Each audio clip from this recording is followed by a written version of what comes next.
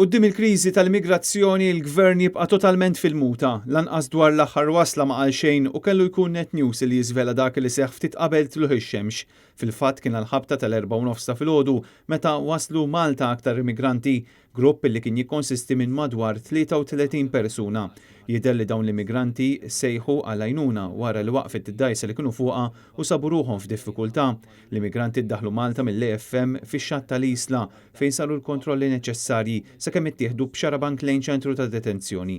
Bħalissa għaddejja l-ħidma biex tiġi konfermata l-identità ta' dawn l-immigranti għalkemm ma waslet ebda stqarrija minn Kastilja bid-dettalji pereżempju ta' kif kien kompost dan l-aħħar grupp u jekk kienx hemm nisa u tfal.